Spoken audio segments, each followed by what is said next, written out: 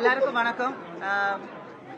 நிஜமாவே இந்த படம் பார்க்கும்போது ரொம்ப ஆச்சரியமா இருந்தது. அதாவது ட்ரோன், HD, அந்த கம்ப்யூட்டர் கிராபிக்ஸ் இதெல்லாம் இருக்கிற டைம்ல இந்த அளவுக்கு பிரம்மாண்டமா ஒரு படம். இப்போ மறுபடியும் RKS பண்ண போறதா கேள்விப்பட்டேன். தயவு செஞ்சு லேட்டஸ்ட் டெக்னாலஜிக்கு போகாம ஒரிஜினலா இப்படியே ராவா எடுங்க, இப்படியே எடுங்க.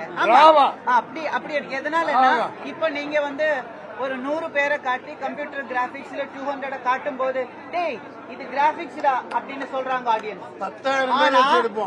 இந்த படத்துல நீங்க பாருங்க, ஒருத்தர் கூட அப்படி கிடையாது, கிராபிக்ஸ்ல வரல. எல்லாருமே நிஜமான மனிதர்கள்.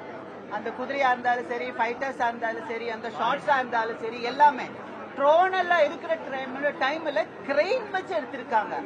அவ்வளவு பிரமாதமா பண்ணிருக்கு. இதே என்ன சொல்றது, இதே நேச்சுராலிட்டி இப்ப எடுக்க போற டைம்ல வரணும்னு ஆசைப்படுறோம். அதுவும் இல்லாம அவர் டைரக்டர் சொன்ன மாதிரி, நம்ம மன்சூர் சொன்ன மாதிரி, எப்பவோ நடக்க வேண்டியது அப்பவே உங்களுக்கு தெரிஞ்சிருக்கு. அதுக்கு தகுந்த மாதிரி வசனங்கள் பேசியிருக்கு. அதுவும் இல்லாம நான் படம் பார்க்கும்போது நானும் டைரக்டர் ஃபீல் பண்ணேன்.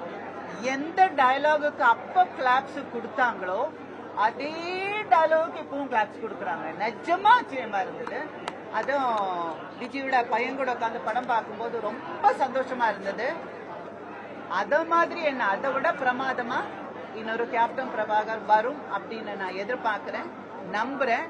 நாம எல்லாருமா சேர்ந்து மறுபடியும் இதே மாதிரி ஒரு 100 டே பிக்சரா அதை மாத்துவோம். இந்த படத்தை புஷ்பா ஒப்பிடுறாங்க, புஷ்பா படத்தை இதை ஒப்பிடல. இதுதான் அந்த லொல்லாம் இருக்கக்கூடாது. அவங்க அப்புறம் வந்தது, இத பார்த்து அவங்க பண்ணாங்க, அவங்கள பார்த்து இவங்க பண்ணாங்க.